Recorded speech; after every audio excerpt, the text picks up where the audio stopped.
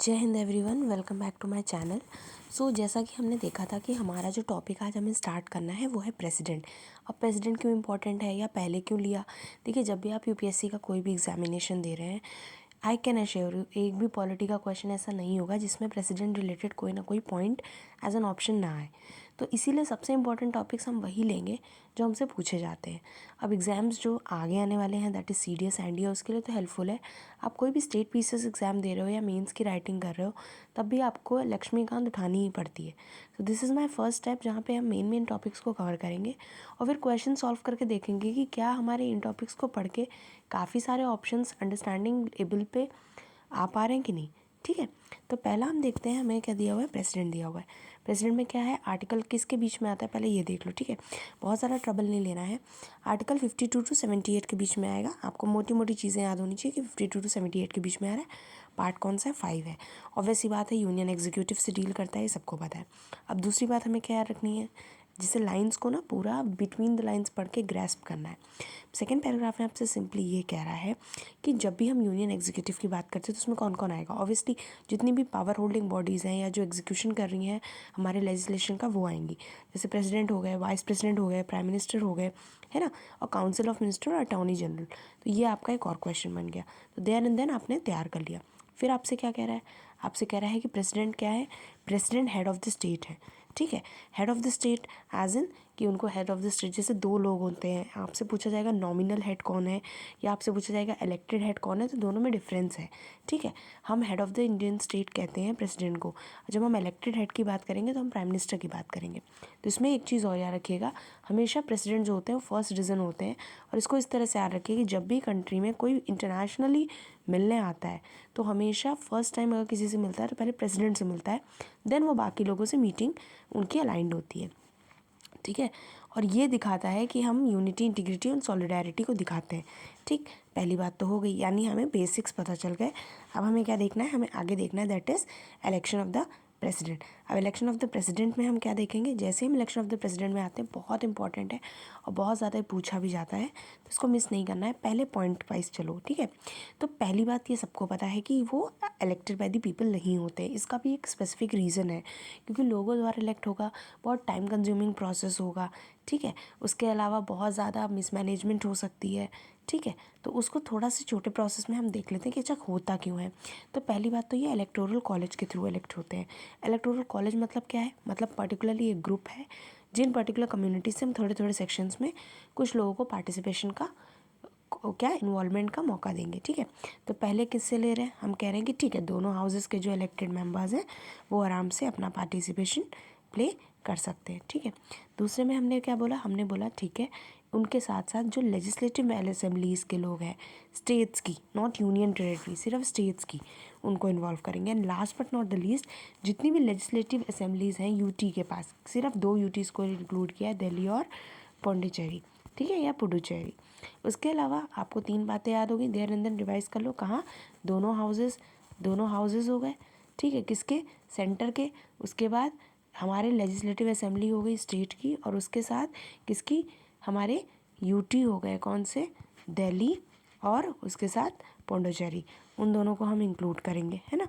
बस इतना सा हमें याद रखना है इनके बेसिक्स के लिए।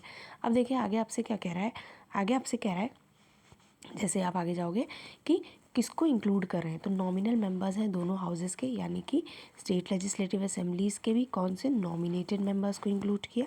ठीक है, और मेंबर्स दोनों ले रहे हैं स्टेट लेजिस्लेटिव काउंसिल के, यानी कि इलेक्टेड भी ले रहे हैं और नॉमिनेटेड भी ले रहे हैं। तो इसमें आपने 2 चीज़ें समझी। क्या समझी, पहली बात तो कि दोनों हाउसेस के जो नॉमिनेटेड मेंबर्स हैं वो तो है ही हैं, साथ में जितने भी स्टेट लेजिस्लेटिव असेंबलीज़ के हैं उनको भी हम ले रहे हैं। अभी इन्होंने बोला लेकिन जो स्टेट लेजिस्लेटिव काउंसिल है, माइंड माय वर्ड्स, काउंसिल, तो असेंबली में और सेंटर में तो हम नॉमिनेटेड मेंबर ले रहे हैं, लेकिन जब काउंसिल की बात आ रही है तो हम इलेक्टेड को भी इंक्लूड कर रहे हैं और नॉमिनेटेड को भी इंक्लूड कर रहे हैं। ठीक है, तो ये एक इंपॉर्टेंट है जो कि आपको याद रखना है। अब कौन से स्टेट लेजिस्लेटिव काउंसिल होते हैं, आपको पता है कि हर एक स्टेट में ज़रूरी नहीं है कि लेजिस्लेटिव काउंसिल और असेंबली दोनों हों। अगर उसमें असेंबली और काउंसिल दोनों होती है तो हम उसको क्या बोलते हैं, हम उसको बाईकैमरल लेजिस्लेचर बोलते हैं। ठीक है, तो आपके लिए क्वेश्चन ये भी है कि आपको ये पता करना है कि किस किस स्टेट में बाईकैमरल लेजिस्लेचर है। उसके आगे बढ़ते हैं, नॉमिनेटेड मेंबर्स और कहाँ के ले रहे हैं हम, दिल्ली के और पुडुचेरी के। और इन्होंने एक और बहुत इंपॉर्टेंट बात बोली है, इन्होंने ये बोला है कि सिर्फ और सिर्फ जब दिल्ली और पौडुचेरी की बात आएगी तो वहाँ पे हम सिर्फ इलेक्टेड मेंबर्स लेंगे, वहाँ पे नॉमिनेटेड मेंबर्स को कोई भी जगह नहीं दी जाएगी, दे डू नॉट पार्टिसिपेट। ठीक है, that's why I am saying you have to read between the lines. Maybe time taking लगे, लेकिन 2x की स्पीड से देखोगे, एक बार ढंग से पढ़ लिया, बुक्स के थ्रू पढ़ लिया, तो कोई भी वर्बिंग गलत नहीं होगी, कोई भी वर्बेज गलत नहीं समझोगे, ऑप्शंस को अच्छे से समझ सकते हो। ठीक है, अब आगे देखते हैं फिर क्या कह रहा है। Where an assembly is dissolve, यानी कि मान लो एक की सिचुएशन लेते हैं, एक सिचुएशन जहाँ पे कोई असेंबली है वो डिसॉल्व है।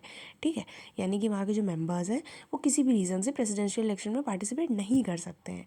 ठीक है, तो अब यहाँ पे कह रहे हैं कि जहाँ पे असेंबली डिसॉल्व होती है, member cease to be qualified to vote in presidential election. ठीक है, अब क्या कह रहे हैं, even if fresh elections to be dissolve assemblies are not held before the presidential elections. ठीक है, तो इसका मतलब क्या कह रहे हैं कि अगर कोई डिसॉल्व असेंबलीज हैं, ठीक है, तो प्रेसिडेंशियल इलेक्शन के पहले उनको पार्टिसिपेट नहीं कराया जाएगा। ठीक है, even if fresh elections to the dissolve assembly are not held before the presidential election, तब भी। अब एक और इंपॉर्टेंट चीज़ आती है कॉन्स्टिट्यूशन के बारे में। इन्होंने कहा है कि हमें एक यूनिफॉर्मिटी मेंटेन करनी चाहिए जब हम रिप्रेजेंटेशन कर रहे हैं या हम सिलेक्शन कर रहे हैं कि कौन लोग वोटिंग करेंगे कौन नहीं करेंगे, क्योंकि प्रेसिडेंट भी एक बहुत बड़ी पोस्ट है। ठीक है, तो इन्होंने क्या बोला कि एक यूनिफॉर्मिटी जब हम प्रेजेंट करेंगे स्केल ऑफ रिप्रेजेंटेशन में डिफरेंट पर्टिकुलर कम्युनिटी से, तो हम क्या देखेंगे। अब यहाँ पे देख लेते हैं कि हमको क्या देखना है। तो छोटा छोटा पढ़ना है, ब्रॉड में पढ़ना है, ताकि एक एक चीज़ हमें अच्छे से समझ में आए। तो देखिए यहाँ पे क्या कह रहा है कि वो ये कह रहा है कि हम स्टेट्स को भी लेके चल रहा है, क्योंकि भाई स्टेट्स के भी प्रेसिडेंट हैं वो, ऑब्वियस सी बात है।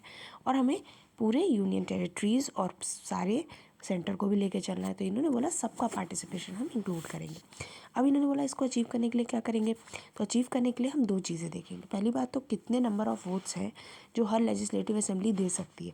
फॉर एग्जांपल इस स्टेट असेंबली से हम 40 वोट्स ले सकते हैं, 40 votes as in 40 members nominate कर सकते हैं। इस तरह से उन्हें डिवीज़न करना था। तो इन्होंने बोला कि हम उस बेसिस पे डिसाइड करेंगे कि कहाँ पे कितनी पॉपुलेशन है। ठीक है, तो पहला पॉइंट उसमें देख लो आप ना, ये पढ़ने से ज़्यादा ध्यान किस पे देना है आपको, आपको इस पे ध्यान देना है। और ये क्या कह रहा है, ये आपसे कह रहा है कि एक एमएलए की वैल्यू कैसे पता करोगे कि उस स्टेट की टोटल पॉपुलेशन कितनी है और उस स्टेट में लेजिस्लेटिव असेंबली में कितने मेंबर्स इलेक्ट हो रहे हैं। उसको हम 1/1000 से इंटू कर देंगे तो हमें वैल्यू मिल जाएगी कि एक एमएलए के वोट की वैल्यू कितनी काउंट कर रही है। That is what that has been written in English. ठीक है, तो अब हम देख लेते हैं इन्होंने क्या लिखा है कि हर इलेक्टेड मेंबर जो लेजिस्लेटिव असेंबली का है, ठीक है, उसके उतने ही वोट्स होंगे multiples of 1000 the question obtain by dividing the population of the state by the total number of elected members of the assembly. अब मैम आपने रीड क्यों किया, वही तो लिखा था। रीड इसीलिए किया just to show you that whatever I am saying कि अगर आपको ये टेबल याद है तो आप पूरा का पूरा काम कर लोगे। इस टेबल के बाद आपको ज़्यादा चीज़ों को ध्यान नहीं करना पड़ेगा। तो मैं जब रिवीजन करती थी तो मैं ये टेबल को सिर्फ माइंड में रखती थी, ये चीज़ अपने आप रेसिप्रोकेट हो जाती थी। ठीक है, अब आते हैं नेक्स्ट चीज़ पे। अब देखो बहुत ध्यान से देखो इस बात को। इन्होंने बोला है दूसरा पॉइंट, दूसरे पॉइंट में भी आपको सेम वही काम करना है। अभी तक ऊपर बात हो रही थी तो एमएलए के टर्म में हो रही थी, वहाँ हम स्टेट की पॉपुलेशन और स्टेट असेंबली की इलेक्टेड मेंबर्स के बारे में कर रहे थे। यहाँ पे जब हम बात कर रहे हैं तो हम किसकी बात कर रहे हैं, एमपी की। जब हम एमपी की बात करेंगे तो एमपी पूरी पूरी किसको रिप्रेजेंट करता है, पूरी पूरी कॉन्स्टिट्यूएंसी को रिप्रेजेंट कर रहा है। ठीक है, तो वहाँ पे वो पर्टिकुलर एरिया से वोट लड़ेगा। तो वहाँ पे जितने नंबर ऑफ़ एमएलएज हैं उसके स्टेट्स में हम उसको इंक्लूड करेंगे अपॉन करेंगे कितने नंबर ऑफ़ इलेक्टेड मेंबर्स हैं हमारे पार्लियामेंट में। तो ये छोटा सा डिफरेंस है। जब एमपी को लेंगे तो पार्लियामेंट के रिस्पेक्ट में बात आएगी और वहीं जब एमएलए को लेंगे तो असेंबली के रिस्पेक्ट में बात आएगी। ठीक है, दूसरी बात जब इनके केस में लेंगे तो 1/1000 करेंगे यानी मल्टीपल्स में जाएगा, जबकि किसके केस में ऐसा कुछ भी देखने को नहीं मिलेगा। तो ये छोटे छोटे बेसिक डिफरेंस हैं जो आप जितना ज़्यादा माइंड में रखोगे उतना ज़्यादा आपको हेल्प करेगा। ठीक है, अब आगे आते हैं, बिना टाइम वेस्ट किए 2-3 चीज़ें देख लेते हैं जो हमने पढ़ी। हमने आधे से ज़्यादा चीज़ें कवर कर ली। पहले तो हमको ये पता चला कि अच्छा ये किसके अंडर आ रहा है, क्या सीन है। उसके बाद हमने ये देखा कि अच्छा कौन कौन लोग इन्वॉल्व हैं। फिर हमने देखा कि अच्छा नॉमिनेटेड और ये इलेक्टेड का क्या सीन है, कौन है इलेक्टेड कौन है नॉमिनेटेड, उस बेसिस पे हमने डिसीजन ले लिया। फिर हम ये देख रहे हैं कि अच्छा ये मल्टीपल्स ऑफ वोट्स का कैसे कैलकुलेशन होता है। ठीक, अब देखिए, अब जब आप पढ़ेंगे तो ये बुक आपको कितनी ईजी गोइंग लगेगी। अब देखिए आपसे जो कह रहा है वो ये कह रहा है, अगर हम इसको जूम करके देखें तो इसमें सिंपली कह रहा है, ठीक है, कह रहा है कि प्रेसिडेंट इलेक्शन जो होता है वो किसके हिसाब से होता है। तो आपको ये लाइन याद रखनी है, system of proportional representation by means of single transferable vote. मतलब कि वोटिंग जो है वो बराबर से समय प्रोपोर्शंस में बटी है और हर एक वोट जो होता है वो ट्रांसफ़र हो जाता है अगर आप किसी को नहीं पसंद कर रहे तो उससे उठ के दूसरे के पास जाएगा। अब कैसे जाएगा देखना, सिंपल बात याद रखनी है, पहले तो स्टेटमेंट याद रखो तब वो चीज़ समझ में आएगी। क्या कह रही है, सिस्टम ऑफ प्रोपोर्शनल रिप्रेजेंटेशन यानी बराबर की रिप्रेजेंटेशन मिलेगी, जिसमें एक वोट एक वैल्यू रखेगा और वोटिंग जो होगी वो सीक्रेट बैलेट के माध्यम से होगी। अब ये क्यों किया गया, ये क्यों इंश्योर करने के लिए किया गया। माइंड में वर्ड्स पॉलिटी में एक लाइन से क्वेश्चन बनता है, ठीक है। तो ये सिस्टम इंश्योर इसलिए किया गया ताकि जो सक्सेसफुल कैंडिडेट हो, ठीक है, वो पूरी एब्सोलूट मेजॉरिटी से जीते, ठीक है। To ensure that the successful candidate पूरी एब्सोलूट मेजॉरिटी से अपनी सीट को कंफर्मेशन मिले। फिर क्या कह रहे हैं, अ कैंडिडेट अगर डिक्लेयर होता है इलेक्टेड, ठीक है, मान लो उसको ऑफिस ऑफ द प्रेसिडेंट मिल गया, तो उसमें एक और चीज़ भी कंफर्म हो जाएगी, उसके पास एक फिक्स कोटा ऑफ वोट्स होगा कि हाँ भाई इतने वोट्स आए थे इसलिए ये पर्टिकुलर पर्सन जीत गया। अब इन्होंने कहा अच्छा कोटा ऑफ वोट्स कैसे दिखाओगे, तो वही चीज़ है कि जितने वैलिड वोट्स आए हैं, यानी जितने वोट्स उसने क्या किए हैं, अचीव किए हैं, ठीक है, जो इलेक्ट होने वाला है +1 उसमें ऐड कर देते हैं। यानी अगेन अगर हमसे कोई कहे कि हमें ये समझाओ तो हम कहेंगे देखो हम समझाएंगे नहीं, आप अगर इसकी वर्बेज समझ पा रहे हो तो आप इस चीज़ को दोबारा नहीं पूछोगे कि जितने उसके वोट्स पड़े हैं उसके नीचे हम +1 कर देंगे, यानी 1 + 1 दैट इज़ 2, ठीक है। अब देखिए आगे क्या कह रहा है, आगे हमसे सिंपली ये कह रहा है कि अब उसकी सिलेक्शन कैसे होगा। इसको इस तरह से समझो, अगर मैं इस चीज़ को बहुत बेसिक वे में समझाऊँ, जब हमसे बोला गया ईच मेंबर के बारे में, है ना, तो देखो अब इलेक्टोरल है, मान लीजिए आपके पास 5 लोग हैं, ठीक है, मान लीजिए 3 4 5 हम ले रहे हैं। हमने बोला फर्स्ट पे मैं आमिर खान को रख दूँ, सेकंड पे मैं अमिताभ बच्चन को रख दूँ, इस तरह से मैं एक्टर्स को रख दूँ। आपने कहा कि अगर मुझे प्रियोरिटी बेसिस पे लगाना है, मतलब मुझे 5 लोगों को अरेंज करना है कि इनमें से पहले मैं प्रियोरिटी में किसको रखूँगी, दूसरे में मैं किसको चाहती हूँ प्रेसिडेंट बनने, तीसरी प्रियोरिटी में मैं किसको चाहती हूँ, तो हर किसी की अपनी एक एक प्रियोरिटी लिस्ट आएगी।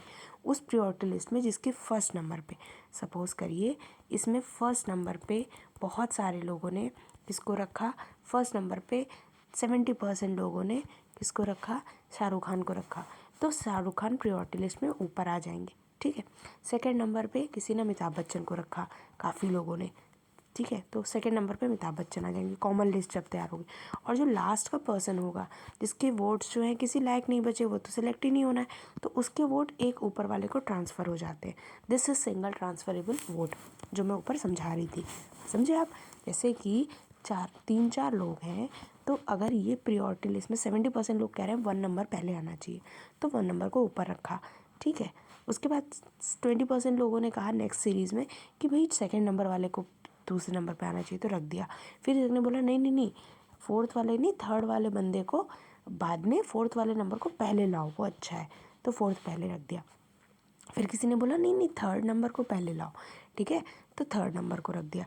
अब जब इस तरह से हुआ तो ये हुआ कि नहीं भाई मैक्सिमम लोग जो है ना फर्स्ट वाले को ही चाह रहे हैं, तो ये तो प्रायोरिटी लिस्ट में पहले हो गया।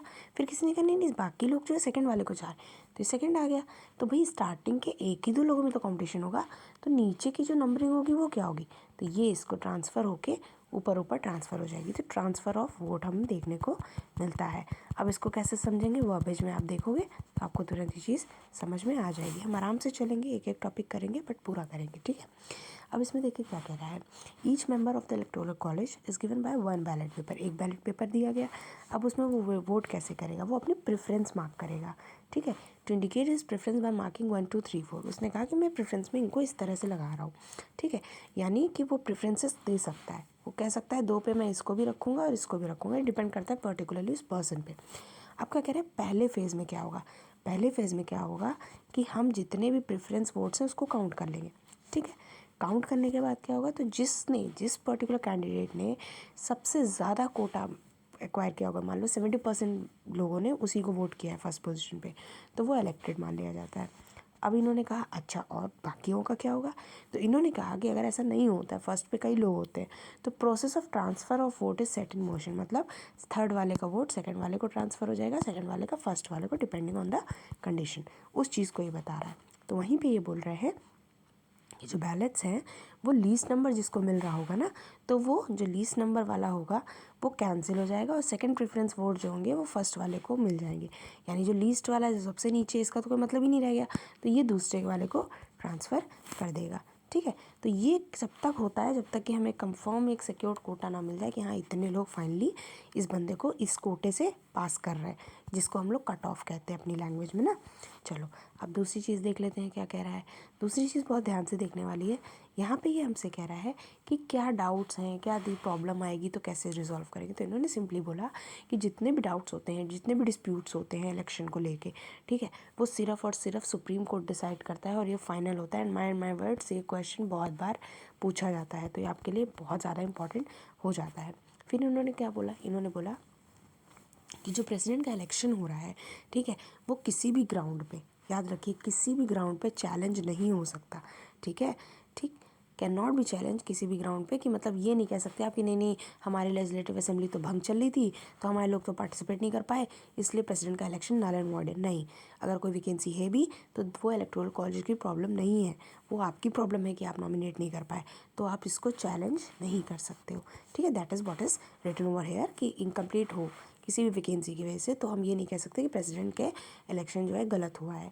If the election of a person as a president is declare void by the supreme court, acts done by him before the date of such declaration of supreme are not invalidate. अब एक बात और समझने वाली है, मान लीजिए आपने किसी को प्रेसिडेंट चुन लिया, ठीक है, मान लीजिए आपने किसी को प्रेसिडेंट चुन लिया और कुछ दिन बाद उसको आपने कोई केस लग गया या वो गलत साबित हुआ कि वो इस पोजीशन के लायक नहीं था, तो क्या उसने आज तक जितने डिसीजन लिए सब ज़ीरो हो जाएंगे? नहीं, ये बहुत इंपॉर्टेंट बात है, उसका कोई भी डिसीजन नल एंड वॉइड नहीं होता है। एज इन कि उसने भले उसको पोस्ट से हटा दोगे आप, वो लायक नहीं है पोस्ट के सर्व करने के, लेकिन उसने अगर अपने प्रेसिडेंट के काल में कोई डिसीजन लिया है तो आप उसको हटा नहीं सकते, आप उसको रिमूव नहीं कर सकते, वो आपको एक्सेप्ट करना ही पड़ेगा, ठीक है। ये बेसिक हो गया, ये लाइन बहुत इंपॉर्टेंट है, ये आपसे पूछी जाती है। अब इसमें देखते हैं कि इसमें हमें आगे क्या समझना है, उसके लिए आपको थोड़ा सा वेट करना पड़ेगा।